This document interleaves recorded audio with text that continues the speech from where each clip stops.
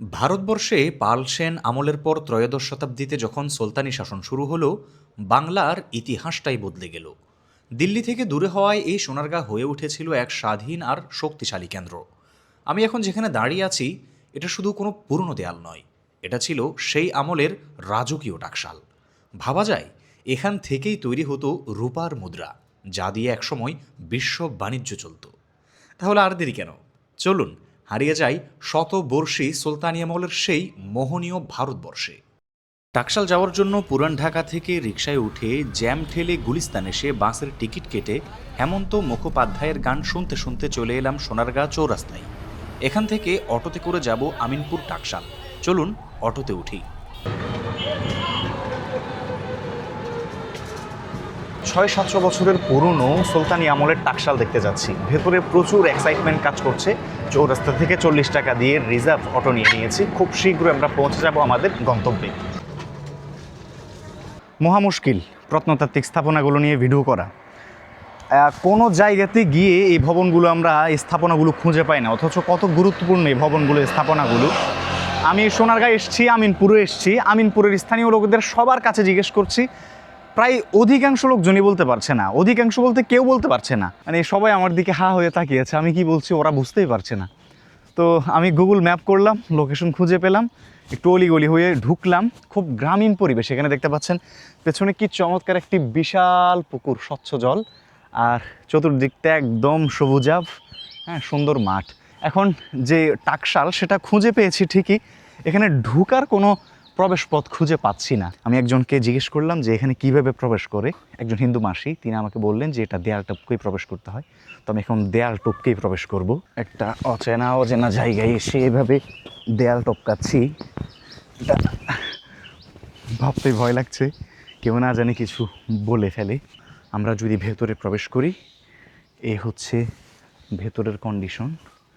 দেখেন এখানে একদম বন জঙ্গল হয়ে আছে, কিছুই নেই এখানে, কিছুই নেই, একদম বন জঙ্গল হয়ে আছে।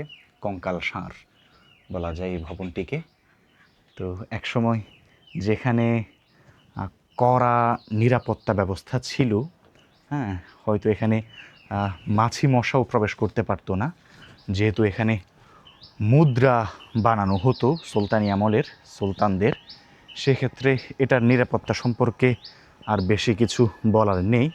তো এত গুরুত্বপূর্ণ একটি ভবন সে সময়ে ছিল, আজকে এর গুরুত্ব বলতে কিছুই নেই। একদম ধ্বংসাবস্থা, ভঙ্গুর হয়ে দাঁড়িয়ে আছে। পুরো ভবনের গা জুড়ে লতা পাতা, বিভিন্ন রকমের গাছপালা, হ্যাঁ, আবৃত হয়ে আছে। ঢাকা শহর থেকে মাত্র ১২ মাইল দক্ষিণ পূর্বে অবস্থিত এক প্রাচীন জনপদ সোনারগাঁও।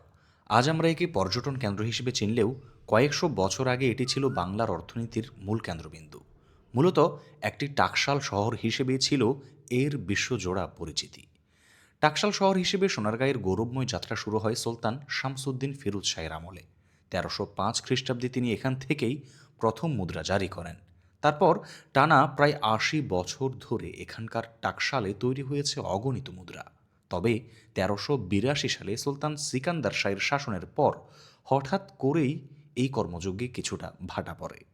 মাঝখানে একটা বিরতি ছিল। সুলতান গিয়াসউদ্দিন আজম শাহের সময়ে মুদ্রার তালিকায় সোনারগাঁয়ের নাম আর দেখা যায়নি। ধারণা করা হয় তখন সোনারগাঁয়ের অদূরে অবস্থিত মোয়াজ্জমাবাদ বা বর্তমানের মোয়াজ্জমপুর এলাকাটি বেশি গুরুত্ব পাচ্ছিল। তবে ইতিহাস কি এত সহজে শেষ হয়? দীর্ঘ ৩৪ বছর পর সুলতান জালালউদ্দিন মোহাম্মদ শাহের হাত ধরে আবারও প্রাণ ফিরে পায় সোনারগাঁয়ের টাকশাল। ১৪২১ খ্রিস্টাব্দের পর আর কোনো মুদ্রায় সোনারগাঁয়ের নাম পাওয়া যায়নি। তবে এর আগে ১ শতাব্দীরও বেশি সময় ধরে এটি ছিল বাংলার অন্যতম প্রধান অর্থনৈতিক কেন্দ্র। এর গুরুত্ব এতটাই বেশি ছিল যে বিভিন্ন নথিতে একে অত্যন্ত সম্মানের সাথে হজরত বা হজরত জালাল নামেও সম্বোধন করা হতো। তথাকথিত আধুনিক পৃথিবীতে সোনারগাঁও হয়তো অনেকটাই বদলে গেছে, কিন্তু তার মাটির নিচে এখনও মিশে আছে সেই পুরনো টাকশালের শব্দ, সমৃদ্ধি আর ঐশ্বর্যমণ্ডিত ইতিহাস ঐতিহ্যের ঘ্রাণ। পুরো দুনিয়ার স্থাপত্য রীতি একদিকে, আর ওসমানী এবং মুঘল সাম্রাজ্যের স্থাপত্য রীতি আরেকদিকে। এই স্থাপত্য রীতিকে মেনে সে সময়ে যারা ভবন নির্মাণ করেছে, স্থাপনা নির্মাণ করেছে, সে স্থাপনাগুলো একদম পড়ে পড়ে ধ্বংস হয়ে মাটির সাথে মিশে গেলেও সেই ভবনগুলো, সেই স্থাপনাগুলো আপনি যখন দেখতে আসবেন, আপনি খুব সহজে বুঝতে পারবেন, যদি আপনি ইতিহাস জেনে থাকেন, ইতিহাস পড়ে থাকেন, স্থাপত্য রীতি সম্পর্কে জেনে থাকেন, তাহলে আপনি খুব সহজে অনুমান করে ফেলতে পারবেন, ধরে ফেলতে পারবেন যে এটা মুঘলদের, এটা মুঘল স্থাপত্য রীতিতে তৈরি হয়েছে, কিংবা এটা অটোম্যান স্থাপত্য রীতিতে তৈরি হয়েছে। তাদের স্থাপত্য রীতিতে এতটা নিজস্বতা ছিল, সেই নিজস্বতা হরণ করার মতো ক্ষমতা বা শক্তি এই তথাকথিত আধুনিক বিশ্বের একদমই নেই। যতভাবে এগুলো ধ্বংস করে ফেলা হোক না কেন, সেই স্থাপত্য রীতিগুলো ঠিকই বুক উঁচিয়ে, গলা উঁচিয়ে, দম্ভের সাথে বলে যাবে আমাদের মালিকরা ছিলেন মুসলিম, আমাদের মালিকরা ছিলেন সুলতান, আমাদের মালিকরা ছিলেন এই অঞ্চলের মহান শাসক, যারা শত শত বছর ধরে এই ভারতবর্ষকে শাসন করেছে। সেই স্থাপত্য রীতিগুলো আজকে এখনও এই ভঙ্গুর দশা থেকে, ভঙ্গুর অবস্থা থেকে গলা উঁচিয়ে তাদের মালিকদের দাম্ভিকতা, ঐশ্বর্য, মহত্বের জানান দিয়ে যাচ্ছে পুরোদমে। এই ভবনটি থেকে আপনাদের সাথে কথা বলছিলাম, ওইদিকে আরেকটি ভবন দেখা যাচ্ছে, হ্যাঁ, ওটাও সুন্দর একটি ভবন। তো সেই ভবনে যাওয়ার জন্য কোনো জায়গায় খুঁজে পাচ্ছি না, মানে কীভাবে যাব? চতুর্পাশটাই এতটা ময়লা আবর্জনা দিয়ে ভরা আছে, ঝোপঝাড়। ভয় পাচ্ছি, না জানি কখন সাপের কামড় খাই, কখন না জানি কিসের কামড় খাই। কিসের উপর দিয়ে যে হাঁটছি আমি, একমাত্র আমি জানি, আমার আল্লাহ জানে। কি পরিমাণে যে ভয়ঙ্কর, আল্লাহ, কখন না জানি সাপ এসে কামড় দিয়ে চলে যায়। আচ্ছা, আমি ভেতরে প্রবেশ করেছি অবশেষে, যে ভবনটার কথা বলছিলাম। এই ভবনে প্রবেশ করে আমি একটা জিনিস পেলাম, সেটা হচ্ছে, এটা হচ্ছে একটি শিবলিঙ্গ। দেখতে পাচ্ছেন, একটি শিবলিঙ্গ, এবং এটা পরবর্তীতে এখানে নির্মাণ করা হয়েছে। ওই মন্দির, এটা আমরা নিশ্চিতভাবে জানি যে টাকশাল। টাকশাল। হ্যাঁ, আমরা ইতিহাসও পড়ছি, জানছি, এবং ওটা দেখার জন্য আসছি। কিন্তু ভেতরের অবস্থা তো ভালো না এখানে। দ্বিতীয়ত আবার তালামারা, আবার মন্দির দেখতেছে। সেই কারণে আপনাকে কৌতূহলী জিজ্ঞেস করতে আসলাম যে মন্দিরটা কখন নির্মাণ হয়েছে। মানে একটা টিনের ঘর উড়াইয়া হারা পূজা করে। আবার ওই পুরানো একটা ভবন আছে, ওটার ভিতরে একটা শিবলিঙ্গ দেখলাম, মানে একটা দেবতার মূর্তি মূর্তি হারা ফিয়া দিছে। দেখতে পাচ্ছেন, আমি যেখানে প্রবেশ করেছি এখানে আমি এই যে একটি সুন্দর ছোট ডিম পেয়েছি। হ্যাঁ, ডিমটা কিসের হতে পারে বলেন তো দেখি? সুন্দর ছোট একটা ডিম, এটা কোনো পাখির হতে পারে, আর আমি সাপের ডিম কখনো দেখিনি, বা কোনো সাপেরও হতে পারে। এই ঐতিহাসিক টাকশালটি এখন আর দাঁড়িয়ে নেই, যেন খসে পড়ার অপেক্ষায় দিন গুনছে। নোনাধরা ইটের পলেস্তারা ধুলো হয়ে মিশছে মাটির সাথে, আর বিশাল বিশাল ফাটলগুলো জানান দিচ্ছে কতটা অযত্নে পড়ে আছে সুলতানি আমলের এই টাকশাল। লতাপাতা আর বটগাছের শিকড় আষ্টে পৃষ্ঠে কামড়ে ধরেছে পুরো কাঠামোটাকে, যা প্রতিনিয়ত এই টাকশালকে ঠেলে দিচ্ছে ধ্বংসের মুখে। প্রশাসনের চরম উদাসীনতা আর বছরের পর বছর অবহেলায় ঐতিহাসিক এই টাকশালের আজ কঙ্কাল সার দশা। সংস্কারের কোনো নামগন্ধ নেই, আছে শুধু ধুঁকে ধুঁকে টিকে থাকার ব্যর্থ চেষ্টা। এভাবে চলতে থাকলে খুব শীঘ্রই সুলতানি আমলের টাকশালের এই শেষ স্মৃতিচিহ্নটুকুও স্রেফ মাটির স্তূপে পরিণত হবে। এই যে টাকশাল এসছে, টাকশালের ভবনগুলো এতটা ছোট না, এগুলোর অনেক বড় ছিল, কিন্তু ভেঙে চুরে এগুলোর সব কিছুই মাটির সাথে মিশে গেছে, নিঃশেষ হয়ে গেছে। তার একটা জ্বলন্ত প্রমাণ হচ্ছে এই যে দেখতে পাচ্ছেন ধ্বংসাবশেষ, হ্যাঁ, এই যে ভগ্নাবশেষ, এটা দেখে সহজেই বোঝা যাচ্ছে যে এখানে আরও অনেক ভবন ছিল। এটা একটি ভবনের দেয়াল, হ্যাঁ, দালান, সেটা খুব সুন্দর করে আষ্টে পৃষ্ঠে সযত্নে আগলে রেখেছে প্রকৃতি, এটাকে বুকে ধারণ করছে এই ভবনের এই অংশটিকে।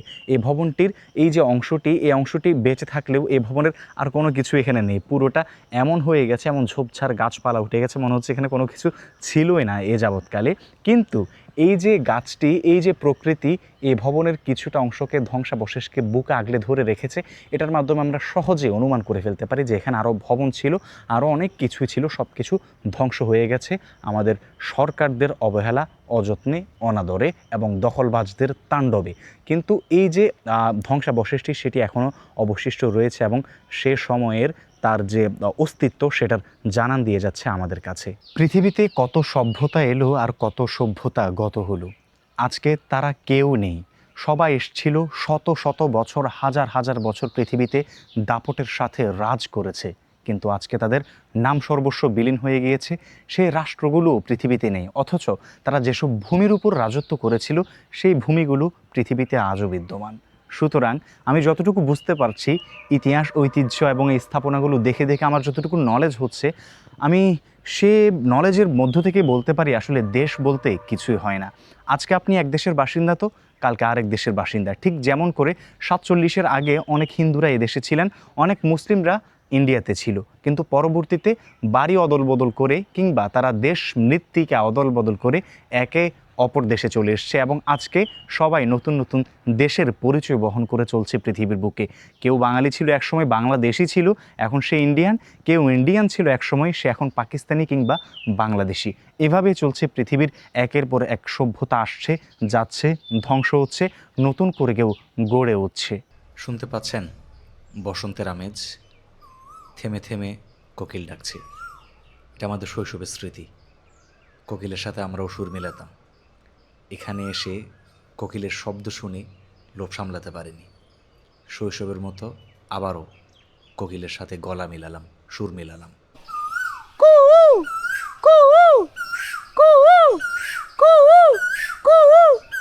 তো এটা আসলে খুবই দুঃখজনক যে টাকশালের মতো একটি জায়গা, পাশাপাশি সুলতানি আমলের এত গুরুত্বপূর্ণ একটি জায়গা, রাষ্ট্রীয় কার্যক্রম যেখানে হতো, হ্যাঁ, মুদ্রা বানানো হতো, সেই জায়গাটা এভাবে পড়ে পড়ে নষ্ট হচ্ছে। এটা খুবই আফসোসের বিষয়, পরিতাপের বিষয়।